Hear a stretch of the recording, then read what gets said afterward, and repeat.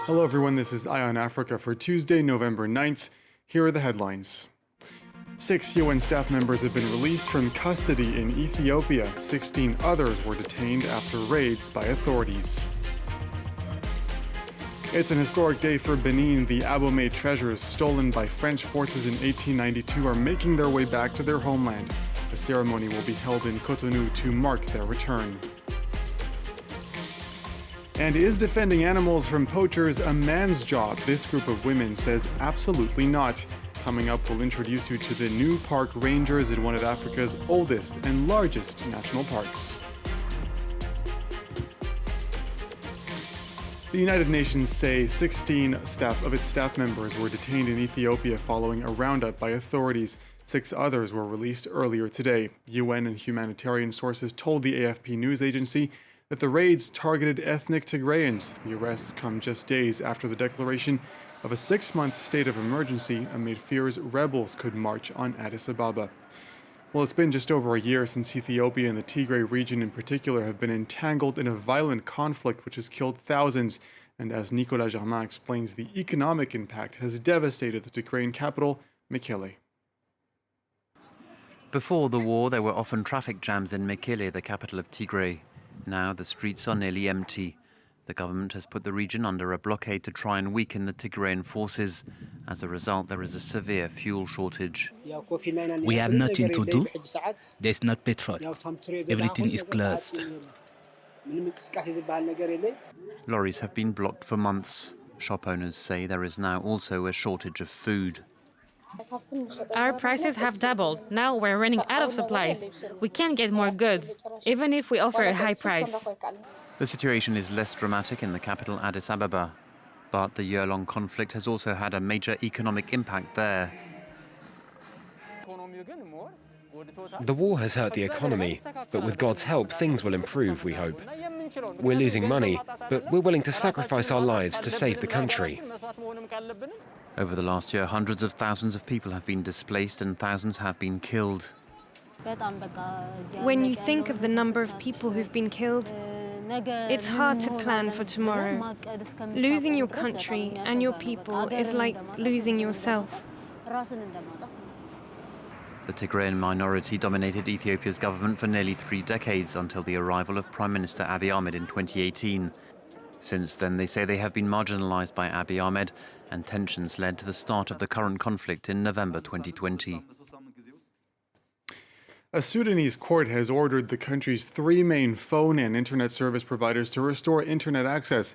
Sudan has been crippled by an internet blackout for 16 days since a military coup overthrew the country's leaders late last month. But so far, there has been no sign of service being restored. NGOs in the country say the blackout means there has been even more impunity for those who commit attacks, especially in the Darfur region. The inability to access the internet has also meant that those who rely on money from family members abroad have been unable to receive any funds for more than 2 weeks. USAID, the U.S. Agency for International Development, has called the blackout a violation of international law. A man has died in the Tunisian city of Sfax after he inhaled large amounts of tear gas that was used by police to disperse a protest. That's according to a medical source and the man's family. The Interior Ministry has denied those claims. Sfax is home to a landfill site that was shut down in September and just reopened on Monday. The mounting waste across the region sparked weeks of protests. Luke Schrago has the latest. Another day of protest in Aghareb, where demonstrators furious over a breakdown in waste management set fire to a police station on Tuesday. It follows the death of a man the previous night, with his family accusing police of using tear gas that killed him during the breakup of protests, sparking a denial from Tunisia's Interior Ministry. Locals remain at an impasse with authorities over just what to do with waste that has been mounting across the province for weeks, following the shutdown of Aghareb's landfill site in September amid complaints of the spread of disease. However, in the absence of any alternative and permanent proposals from the government, rubbish began piling up far and wide, including in Tunisia's second-largest city of Sfax, as municipal authorities halted services with nowhere else to take it. On September 27th, the Aghareb landfill suddenly closed without any warning for local authorities. We've sent several messages to the government since then. Tunisia has long struggled with waste collection issues, with most ending up in landfill. It's a major test for the government at a time it's beset by accusations of failure to deal with poor public services and social conditions. A test likely only to be complicated by a labour union's call for a general strike in Agareb on Wednesday over the waste issue. The husband of murdered Kenyan Olympian Agnes Tirop has been ordered to undergo a mental health test before entering a plea. The athlete, who had shattered the women's 10-kilometer world record just 2 months ago, was found stabbed to death in her home on October 13th. Her husband was arrested the following day, with police saying he had been trying to flee the country. On Sunday, Kenyan runner Viola Cheptu dedicated her second-place position in the New York City Marathon to Agnes Tirop. This Wednesday, the Abomey Treasures are returning to their homeland after French President Emmanuel Macron and Benin's President Patrice Talon signed the official handover documents at the Élysée Palace. The artifacts were stolen by French forces in Benin nearly 130 years ago. Authorities in Cotonou will be holding a ceremony in the capital in what they're calling a moment of historic importance for the nation. France 24's Clovis Casali is in the Beninese capital. He sent us this report. On the streets of Cotonou, billboards and banners are up announcing the repatriation of the 26 artifacts, the so-called treasures of Abomey. Transported by plane from France, they will be heading to the presidential palace. And along the way, huge crowds are expected to gather to try to catch a glimpse of this convoy. In the palace, there will be traditional dances and various festivities to mark this very special day, a historic moment for Africa and for Benin, of course, in particular, as the Culture and Tourism Minister told us. Take a listen. The return of these artifacts marks the foundation of a new era.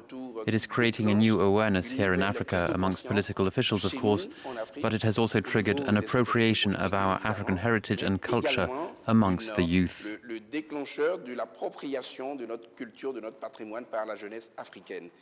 It's the most significant act of restitution to Africa from a former colonial power, but many voices here saying it's just a long overdue process. Benin is hoping for more artifacts to return home from all over the world. Authorities telling us that unlike London, Paris does seem ready to send back more art looted in colonial times. Let's end this edition of Eye on Africa by taking you to the Virunga National Park in the eastern DRC. It's one of the oldest and largest national parks in sub-Saharan Africa, and as is the case in many of the continent's parks, hundreds of rangers risk their lives to protect wildlife from poachers and armed groups. Among them, a small but growing contingent of women who are breaking barriers slowly but steadily. Clément Bonnereau and Juliette Dubois have this report. Ishango in the heart of the Virunga National Park. It is here on the shores of the majestic Lake Edward that future park rangers are trained. For 6 months, 150 students live and study together in this camp, among them 10 women. Training begins early with an obstacle course under the watchful eye of Coach Angèle. It gets easier with time. After a few weeks, you get used to it. Step by step. For these students, selected from over 10,000 applicants joining the ranks of the park rangers, is an immense pride. J'avais aimé protéger la nature parce qu'ici, dans notre pays, il y a tant des animaux, mais I want to help protect nature because here in our country there are so many animals under the threat of poaching. Men and women undergo the exact same training. They learn how to use a rifle as well as combat techniques and follow classes in human rights and biodiversity. Angèle was one of the first women to graduate from Ishango 8 years ago. In the beginning, the men would come up to me and say, "No way. Do you think she's strong enough?" And I would think to myself, just wait 1 week and they'll see. I have to give my best to show them that I am capable. I can do better than them.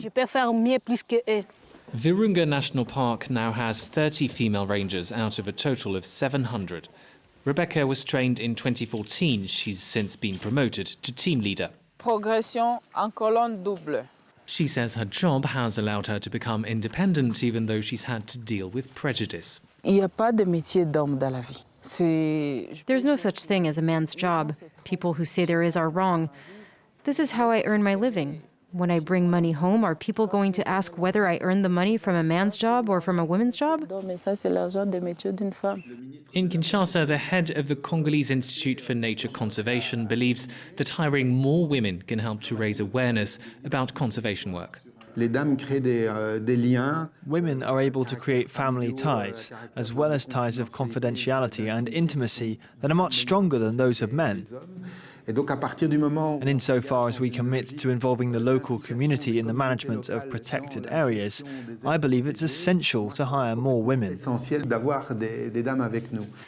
ICCN is not yet aiming for parity, but it hopes to inspire more and more women to get involved in protecting biodiversity. That wraps up this edition of Eye on Africa. Thank you for watching. The news continues on France 24 right after this.